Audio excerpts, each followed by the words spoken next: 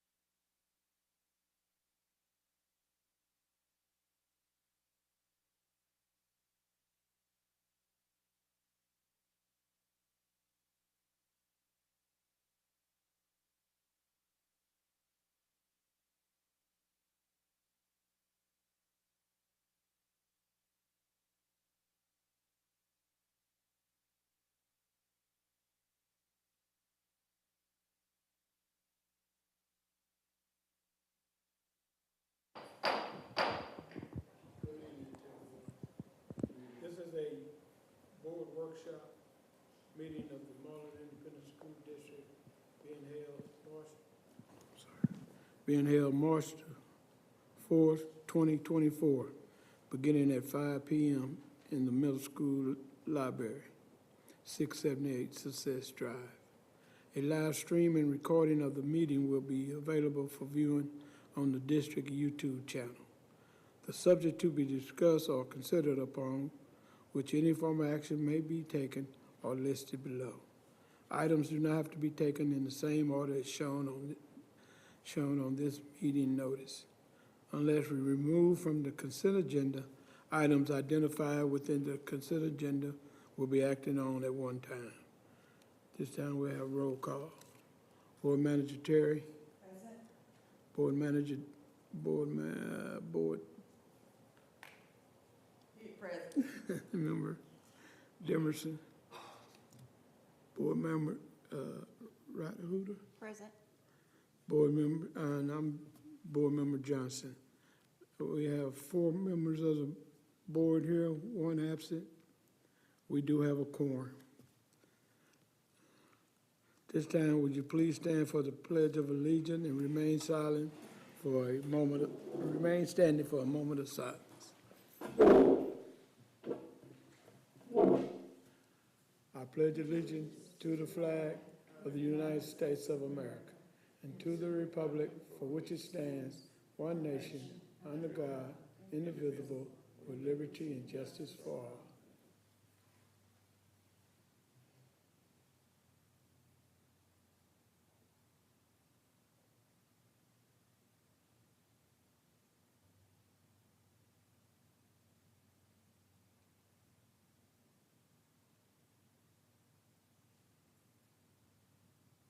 Thank you.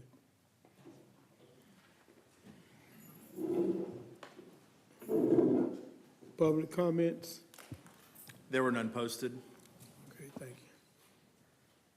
Agenda item 5, we're going into 6, we're going into closed session.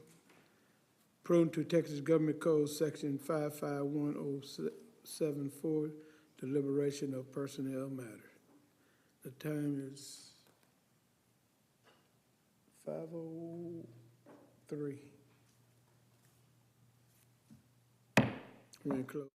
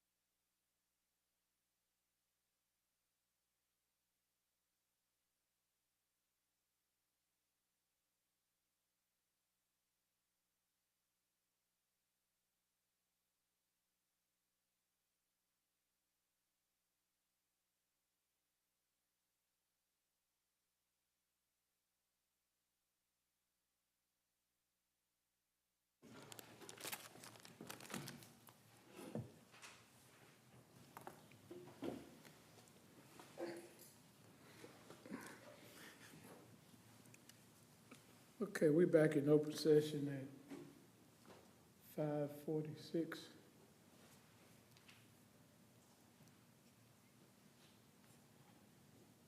Agenda item 8 is superintendent report. Good evening, Board President Johnson, members of the board. Tonight we'll begin with Bond 2022 update by Mr. Jesse Bustamante. Good afternoon, Board President Johnson, members of the board, Dr. Henson. Building a brighter future for Marlin ISD. Today, I'm excited to share updates on the progress of some of our Bond 2022 projects. This is a firsthand view on how the community's investment is transforming our schools and shaping our student experiences.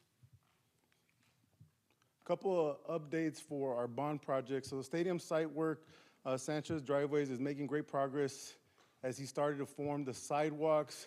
He started completing some of the sections on some of the alternates out there. So definitely excited about the progress of that project. Marlin High School, Target Solutions has started the repairs on the roofs for the band hall and auditorium. The press box, the vendor contract will be presented tonight for consent. We're hopeful that we can start the work on that construction project in the coming weeks. A couple of updated pictures from Marlin High School. As you can see, they started completing some of the repairs on the roof. First picture was before. This picture gives you a view of after they've completed some of the repair work for Marlin High School. Some pictures from Legion Field. As I mentioned, they started doing some of the forming for the cement. They have poured on alternate 2, and they will begin pouring on alternate 1. Alternate 1 is the project that's right in front of the concession stand on the visitor side. Alternate 2 is the visitor's restroom on the visitor side. Another picture. Are there any questions? Thank you. Moving on to our head coaching hiring timeline. The search for the next Bulldog head coach is underway. Tonight, we will take a dive into the timeline outlining our comprehensive approach to finding a leader who will build upon our program's success and inspire our student athletes. Get ready for the next era of Bulldog football. This is our timeline. The position was posted on March 21st, February 21st, correction. And February 29th, we had a town hall just to get some feedback from all of our community on what we're looking for on our next football coach. March 2nd, the position closed. March 7th is our first round of interviews. March 8th will be our final interviews. And on March 18th, we will take our finalists for the board approval on March 18th. Are there any questions? Thank you. Next, we will have Lone Star Governance Goal Progress Measures 2.1 and 2.2 by Ms. Tamika Washington. Good evening, Board President Johnson, members of the board, Dr. Henson. I bring to you the Lone Star Governance Progress Measures 2.1 and 2.2. Literacy is a bridge from misery to hope. Key strategic measure 2.1 reads that pre-kindergarten students reading on track by the end of pre-K will increase from 36 to 80% by May 2025, and that will be using the Circle Progress Monitoring Benchmark Assessment. We have exceeded the end of year goal. We have 98% of our pre-K students who have mastered phonological awareness. And so we will continue with our explicit phonics instruction. And also we have partnered with parents with our Footsteps to Brilliance program. The students participate in that program at home and at school.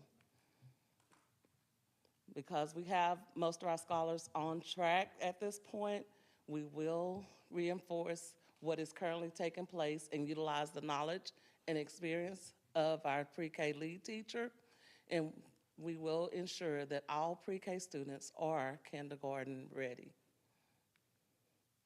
Key Strategic 2.2 states that first grade students reading on grade level by the end of first grade will increase from 32% to 80% by May 2025, and that's using the M-Class early reading assessment.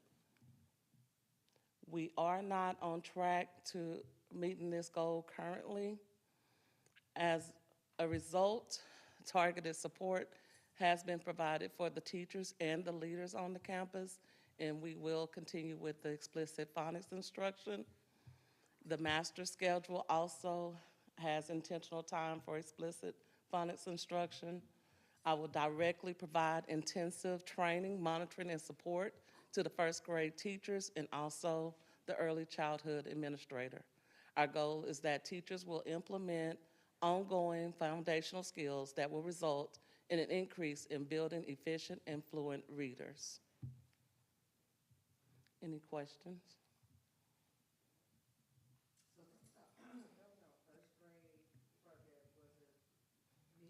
Middle of the year, yes, ma'am, yes, ma'am. When we come back, we will have better results. Yes, ma'am. We're working directly with those teachers and leaders. Superintendent's report, key strategic measure 2.3. Measures the percent of teachers teaching explicit phonics components in pre-K and grades pre-K through first grade based on our walkthrough data. Right now, we are not on track for teachers who use high-quality strategies during the phonics instruction, which correlates to the scores you just saw. So again, coaching plans and growth plans for those teachers and leaders so that we are actively monitoring more often what is taking place in the classroom. Teachers also received a refresher training in January that allowed them to practice and make materials to support their phonics instruction. Coaching plans, as I said, have been developed and will support the growth expectations. And our goal is that teachers will effectively teach explicit phonics proficiently and fluently.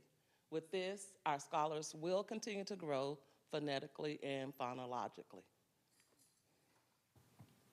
Ms. Washington, how Yes, often do these walkthroughs take place? But currently, we were doing them based on the tier of the teacher. And so not as often if the teacher was on track, but now they're weekly. Weekly? Yes, Okay, ma'am. thank you. Any other questions?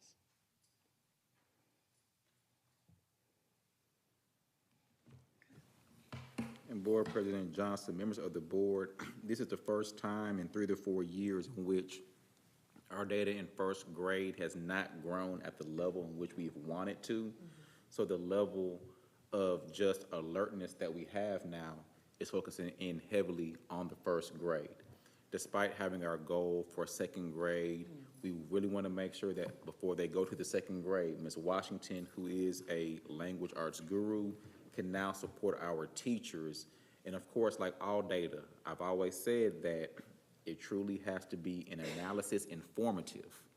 So yes, we're not at the end of the road, but currently where we are in March, there's more than enough time, more than enough school days and hours and minutes in which her support of those teachers directly can begin to swing that thing in the right direction. So not that we don't have any concern, we're just very aware now. And because we're aware, a change will come. Lone Star Governance Goal Progress Measures 3.1 and 3.2 by Ms. Jaleisha Jefferson. Right, good evening, members of the board, President Johnson, Dr. Henson. Mathematics is the music of reason. With that, key strategic measure 3.1, 4th and 5th grade students on grade level in mathematics will increase from 63% to 80% by May 2025. We are currently on track to meet this goal. If we continue the growth that we experience from BOY to MOI with our 4th and 5th grade students, then we'll be on target to reach 80% by the end of this school year.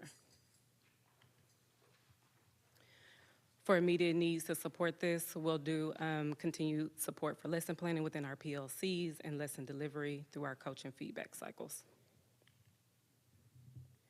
Key strategic measure 3.2, 6th, 7th, and 8th grade students on grade level in mathematics will increase from 62% to 80% by May 2025. We are currently slightly off track due to the lack of growth in our 8th grade students and the lack of, well, our numbers at 50% in 6th grade overall for our students on grade level. To continue to support this, continued feedback on instructional delivery support as well as lesson plan internalization, specifically for our 6th grade math teacher.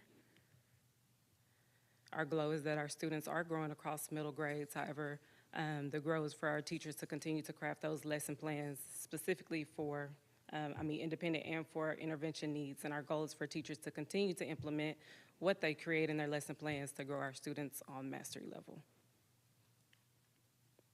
Any questions? The board, can you please go back, Ms. Jefferson, to the actual bar graph? Whenever we were discussing this, yes, we have shown growth in every grade level, and our target is extremely aggressive, 80%. In Marlin ISD, it's one thing to speak about the standards that we have for our children, but we're gonna set that target. So will 8th grade and 6th grade and 7th grade get or maintain above 70%? Yes, but 70% is not the target for our children here in the Marlin Independent School District. So we are slightly off track. We're not completely off track because we're growing. So just like within our 1st grade, we're growing, things are headed in the right direction, but the rate has to continue to proceed. So that's why we're gonna continue to push with our tutorials and then our support for the teachers. So thank you for that, Ms. Jefferson.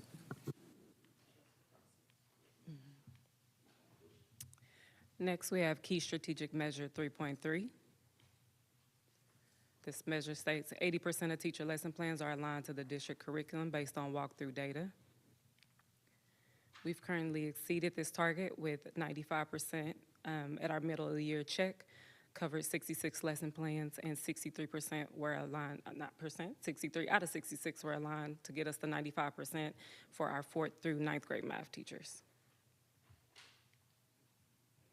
To continue to support this, I will continue to deliver lesson plan and internalization and delivery support through our PLCs, and we'll continue to comb them for alignment. The goal is that through supporting PLC discussions, teachers are learning to align their lesson plans. However, the goal is that they need to move to do it independently. And the overall goal is to continue to create aligned lesson plans to support and increase student mastery performance. Any questions for key strategic measure 3.3? Thank you. Vision 2025, key strategic measure 6.3 by Mr. Adam Lejeune. Good evening, Board President Johnson, members of the board, and Dr. Henson. When we originally set strategic goal 6.3, we were primarily concerned with the technology of the teachers in the classroom. As we're nearing the end of the Vision 2025 cycle, we're starting to focus more in on the students, since we believe that we've gotten the teachers to a level that they're comfortable using the technology that we've provided to them. So key strategic measure 6.3 is appropriate use of technology in the classroom, and we do walkthroughs with the academics team, and we have a teacher survey that we send out every year. But as I said, this presentation, I am going to focus in more on the student strategy. Previously, I'm going to highlight a few of these items. Previously, we did have one-to-one for secondary, and this year we have classroom carts, enough for each core classroom to have a full class set of Chromebooks for all the students. And we do have carts for grades 3 through 8 that they can use, including iPads in K through 2. We were using devices previously just to support traditional education, and especially in secondary, we have a lot of these 22nd century type classes that we're doing with online classrooms. And so most of the students' work in a lot of their classes is done on these devices. And so the teachers are able to facilitate their planning and classroom management using their teacher devices as well. So we are on track appropriate usage of district-issued technology by the students has definitely increased from where we saw it a few years ago. However, we do have some needs. We recently released a teacher presentation for Chromebook Care. Most of our students are treating their devices with respect, but some classrooms have more accidents than others, and we are able to manage those repairs and get the devices back out to the classrooms when they need them. Our inventories are stable month to month, and as I said, a few classrooms are a little bit accident more prone than the majority, but we are in a good place. One major issue is that not an issue, but a situation that we're aware of, is that we have a lease return happening next year, so we are finding instructional materials allotment money to rebuild our Chromebook fleet, even considering that lease return that's coming up. Are there any questions? Thank you. Next, we will have the Rural Pathways Excellence Partnership, RPEP, by Mr. Jamal Robinson. Good evening, Board. Good evening, Board President Johnson, members of the board, Superintendent Henson. Imagination plus innovation equals an exceptional educational experience for our students. As custodians of that experience, it is imperative that we become creative so that our students can be more collaborative and competitive in the workforce.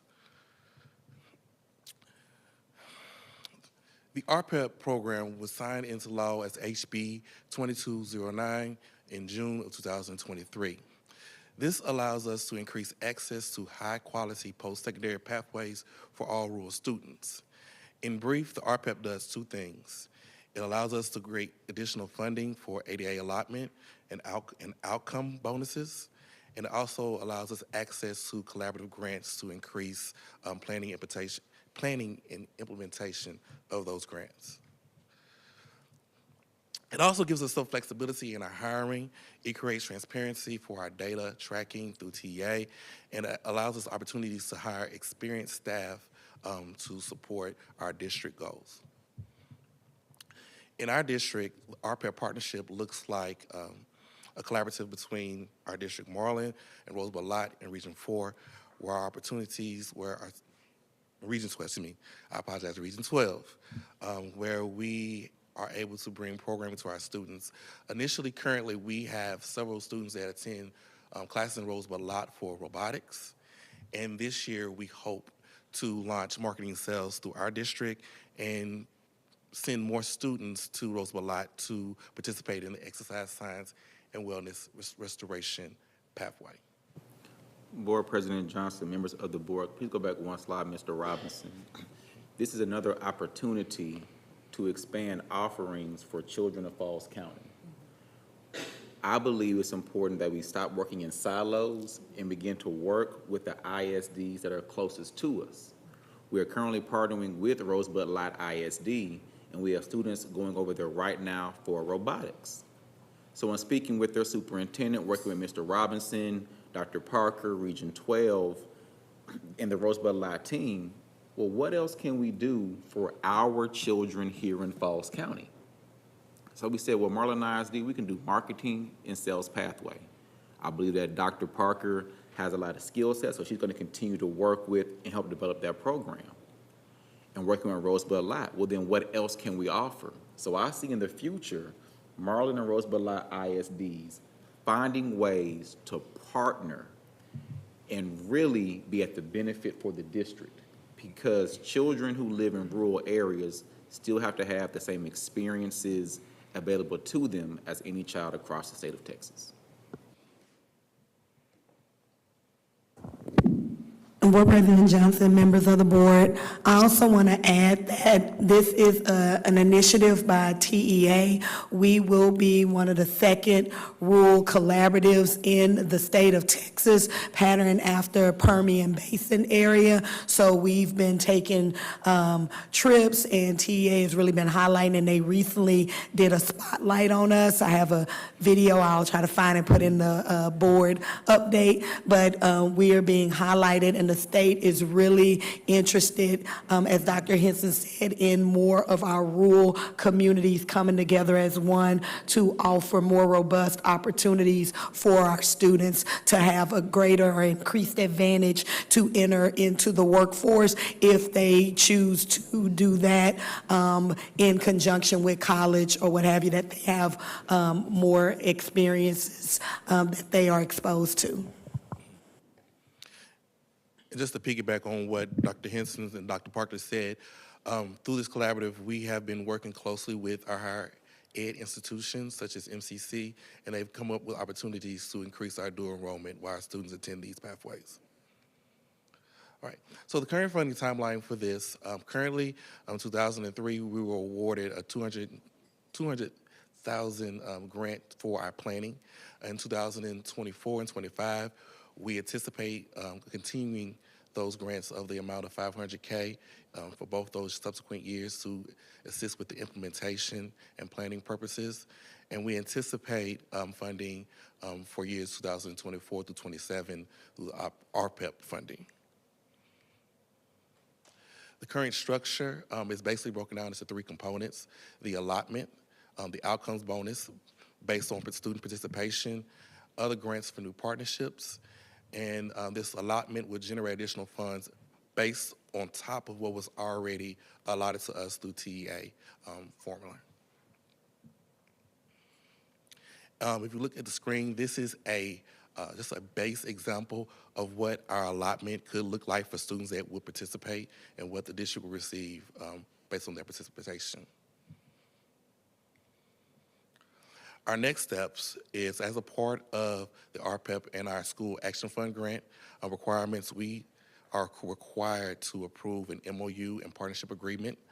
This MOU includes all the key components necessary for our grant and RPEP, and all the MOUs must be submitted to TEA through Region 12 by the end of April. Any questions?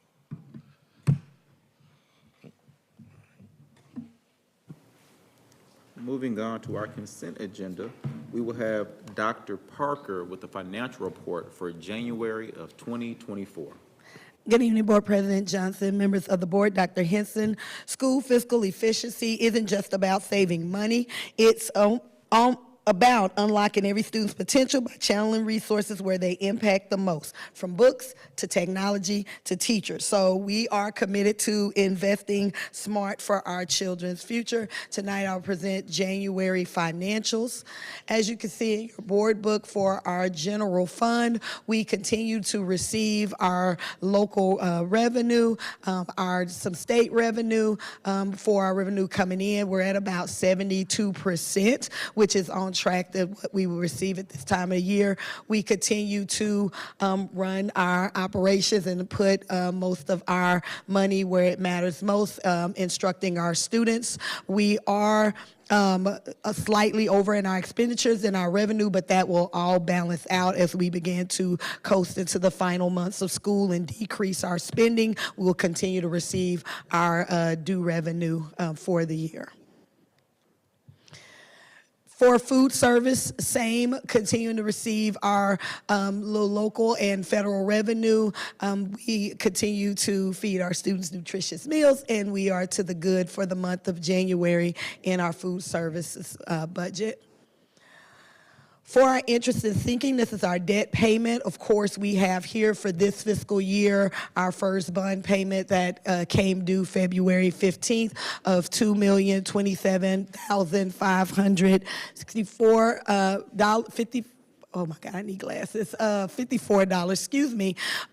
As you can see, what we've collected just shows what we had received from the county as of January 31st. I can assure you that we did continue to receive monies into February, and you will see that reflected on the February's report I present to you at our next board meeting. For our construction account, the revenue in strictly just demonstrates the interest that we received in the month on our investments in our construction accounts that we hold. We received our slightly over 31 million for our bond funds last fiscal year. So that's just there to let you know that that's what we're operating off of. We have maintained those funds in the pool account to invest, and we bring over those funds as we spend to the bank to carry. So it's not a revenue to expense per se. So Board President Johnson, members of the board, what you can see as it relates to our construction account in interest. Actual year-to-date, we have accrued $921,755 in interest. Whoop, whoop. Yes, yes. So that's prone to buy a few extra chairs and tables somewhere. Some carpet. As you can see, the full picture of our investment report, just to highlight from what Dr. Henson just shared, you will see a breakdown of the various accounts that we have. And what I highlighted in gold is just so that you can see on our construction accounts the amount of interest we are accruing monthly for that. Now, I will note that on the $221,239, that's actually quarterly reported, so you will see the next amount for that month. So that was already reported and divided out. A continuation on the next page of the investment are from our Cadence accounts, just so that you can see the cash on hand that we have across our various accounts with Cadence Bank. In your board book, you have the complete month of January's check report run. It's just a clear indication of some of the checks that we have written in the month of January. I have a snippet here for your reference. Any questions? Thank you. Next, we will have vendor contract, stadium, new press box, CSP number 2024-01 by Mr. Jesse Bustamante. Board President Johnson, members of the board, Dr. Henson. From vision to reality, the new press box is on its way, if approved tonight. I'm excited to present the finalized vendor contract for the construction of our new stadium press box. This project will enhance the game day experience for fans and players. Contract negotiations. Target Solutions was selected on February 6, 2024. The district attorney reviewed their contract. We finalized the contract February 2024. We're here tonight asking for your consent to move forward and finalize the contract with Target Solutions. The contract amount for this project is $3,077,000. Project timeline is 6 months. Yes, it is an aggressive timeline, but we're hopeful that Target Solutions will meet the deadline that we have. Beautiful picture of our press box, our future press box.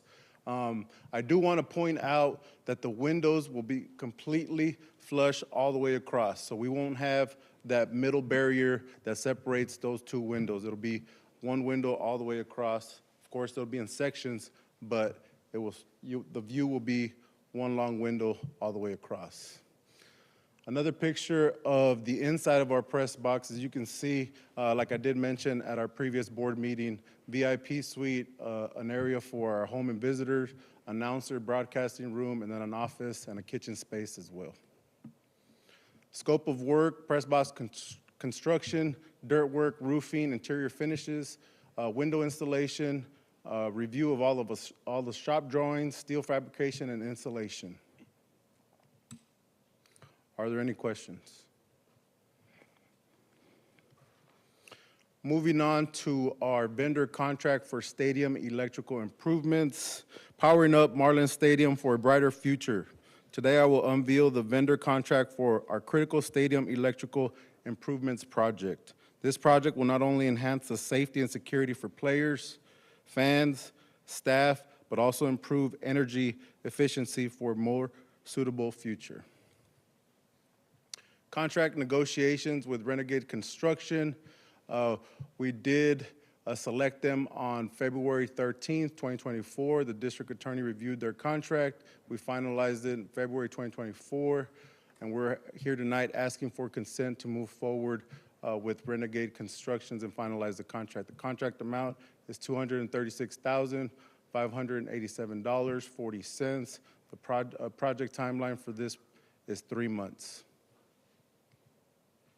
Scope of work, demolition of existing lighting fixtures, install gear package, relocating existing lighting panel, underground conduit, install wiring, install wires for game clocks, and then remove overhead electrical wires. Are there any questions? Thank you. Next, we will have the E-rate vendor selection by Mr. Adam Lejeune. Good evening again, Board President Johnson, members of the board, Dr. Henson. E-rate program proves that the federal government is putting their money where their mouth is in terms of asking for schools to have high-quality telecommunications infrastructure. The FCC provides the money, the Universal Service Administrative Company handles the paperwork, and the E-rate program provides us with a 90% discount on certain telecommunications and networking infrastructure projects. This year, we are asking for Category 1 funds. We do have a 90% discount. We have an unlimited budget per year.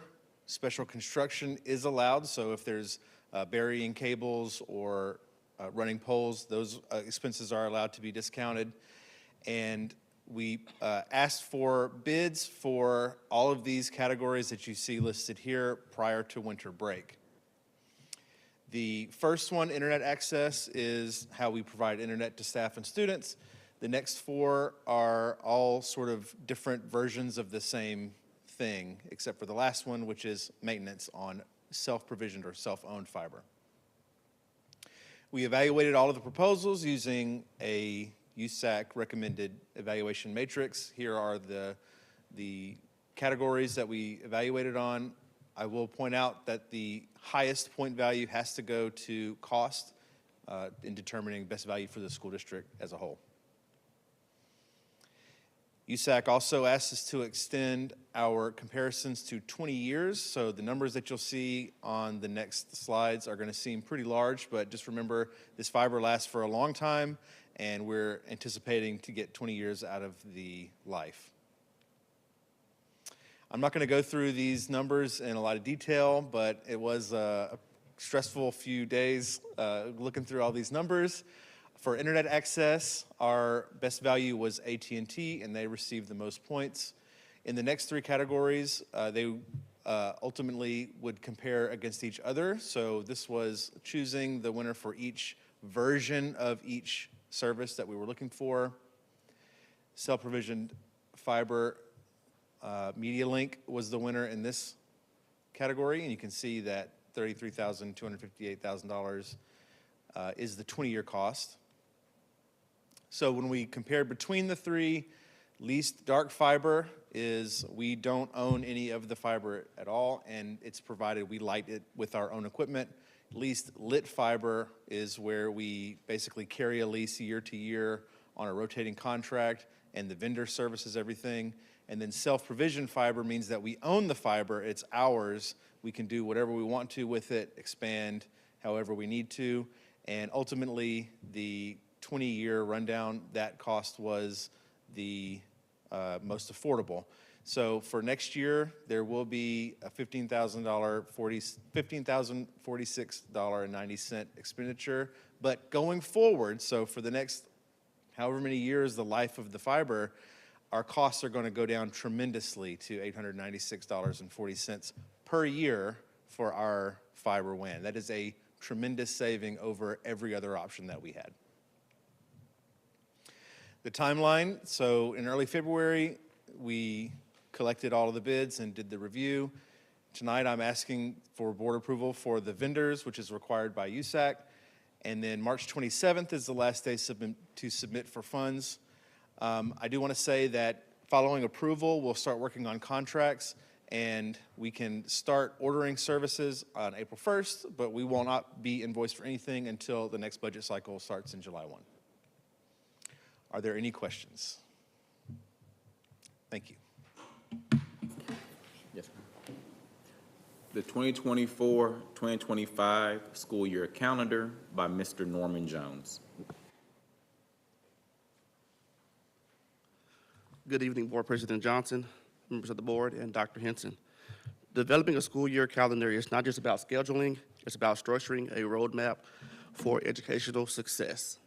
So we have engaged in thorough discussions with our stakeholders regarding the school year calendar for the upcoming school year. 2 versions of the calendar were drafted for review and feedback was gathered. Amongst the committee, the 4-day school week was highly desired. Highly desired. Our committee included employees from Marlin Elementary, Marlin Secondary, the academics team, and from the executive cabinet. I will begin with the calendar for Marlin Elementary. So we will refer to this calendar as a hybrid 4-week calendar because there are some Fridays that we do have school. One of our goals was to ensure a strong start and a strong finish. You will notice that when school begins, we will have school on Fridays in August, December, January, and in May. Furthermore, in December, we are in school for 3 Fridays, ensuring a strong end to the first semester. So we want to make sure that before the kids leave, everything is together, exams, and all work is turned in. Other highlights include the first day of school will be August 5th, which is a change from July. That was also something that the committee really wanted. We wanted to start school in August. Last day of school is May 30th of 2025. And we also have embedded teacher work days in September, October, November, February, and March. And for elementary, you can see at the end there in June, there are some yellow days. Those are additional days from ADSE, the additional days of school. So that's like summer school, and that's for our elementary students. Moving on to Marlin. Board President Johnson, members of the board, can you please go back 1 slide? So with the elementary calendar, even the high school one, we heard the feedback of wanting to start school in August and end in May. School started last year on July 31st, but I think psychologically you hear the word July. However, despite starting in August and ending in May, we are losing no instructional time. So for the past 3, 4, and even 5 years, we have been in school for still 180 days and well over the required 75,600 minutes. We felt if we have a strong start and a strong finish, begin at the beginning of August and at the very end of May, we can get in more than enough instructional time that actually exceeds the state minimum requirements. So we are excited to show this calendar. And then in elementary school, there's a difference between the elementary and the high school slightly, but there are additional project-based learning days for all of our elementary students. We believe with that being the foundation, let's bring them in for about 5 days to just learn in a different way, to where it's still fun, it's still engaging, but I want your brain to fire off. And how can we teach you this, but make it extremely hands-on opposed to more of your traditional model? And yes, we are getting vastly more engaging, but the charge is going to be on our project-based learning days. If it looks traditional, leave it outside. We want the latest and the greatest, and like Adam says, for the 22nd century. Thank you, sir. Moving on to Marlin High School. So this calendar is similar to Marlin Elementary, and it ensures that, again, we have the same strong start and strong finish. So we have the first days of school starting in August again and going through May 30th with the embedded teacher work days. Any questions? Is there any change to the length of the school day? At the time, no, ma'am. Okay.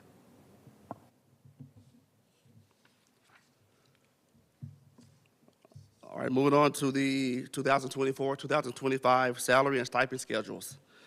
Marlin ISD offers competitive salaries, stipends, and benefits for our employees. We have a compensation plan that is evaluated each year during the budget process. Tonight, I will be presenting to you the 2024-2025 salary schedule updates. The first update I would like to point out is in pay grade 10. In this pay bracket, we have made updates by removing the position of literacy coach and math coach. We will no longer have those 2 positions in our district. The teacher leaders will now offer additional support in the areas of ELAR, English Language Arts, and math to make sure that our students don't skip a beat and that they have everything that they need to be successful. Moving on to pay grade 11. In this pay grade, we have added the position of assistant principal to further meet the needs of the campus and of the district. This person will be responsible for providing instructional and operational leadership for the campus while also serving as the behavior coordinator. We have removed the position of associate principal and the facilitator of academics in lieu of having assistant principals and teacher leaders. Moving on to pay grade 12. In this pay bracket, we have made an adjustment by adding a director of academics. This person will work to oversee the development, implementation, and evaluation of our instructional programs in lieu of our academic facilitators. We have removed the director of federal and state programs and the director of human resources. Moving on to pay grade 14. In this pay bracket, we have made an adjustment by adding the position of deputy superintendent. This position is responsible for overseeing the operations of several district-wide departments and serves as the superintendent's designee. Moreover, they will support the superintendent in all areas of administrative decision-making processing and work toward achieving our district goals. We have removed the chief academic officer and the chief financial officer as well from pay grade 14.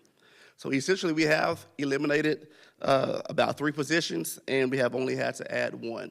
So I think that's a testament to make sure that people are where they need to be, and so that the district can kind of move forward. I thank Dr. Henson for making sure that people are in the right seat. He's always stressing, make sure that you're in the right seat to get the job done. Moving on to the 2024-2025 Before you go to stipend schedule. stipends, can I ask a question? Yes, ma'am. I have not seen high school principal on here anywhere. Yes, ma'am. So that is located in our salary schedules. This part is just the updates that we've added for this school year. Yes, A ma'am. place for a high school principal. Yes, ma'am. Okay. Yes, ma'am. Thank you. Yes, ma'am. Dr. Hinton, Ms. Rattle-Huber, you do have a copy of the final salary schedule in your board packet that has every position in the district. And that's the high school principal, I believe it's in pay grade 13. Yes, ma'am. Moving on to our stipend schedule updates. So this year, we are adding a payroll specialist to assist with the monthly payroll process, which also includes maintaining TRS, also known as the teacher retirement system for our employees.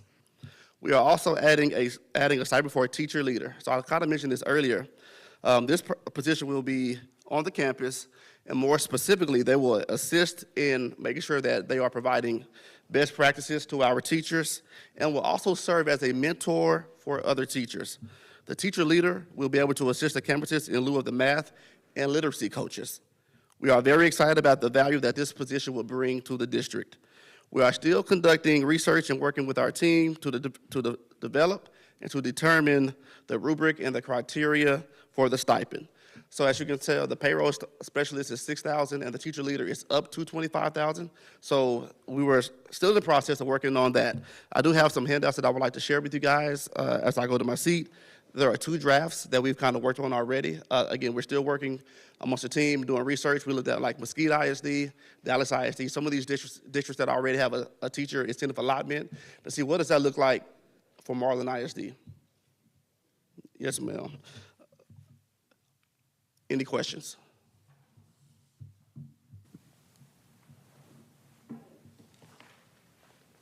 And as Mr. Jones hands out information as it relates to our thoughts on the teacher leader positions, this concludes the superintendent's report.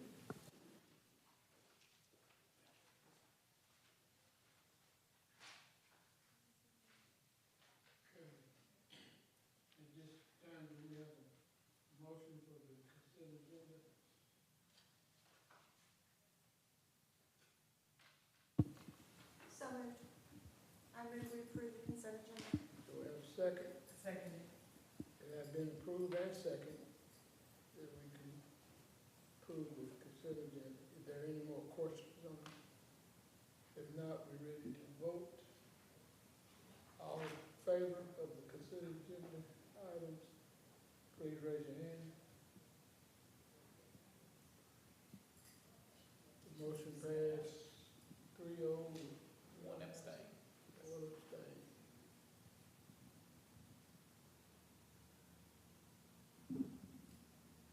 Okay.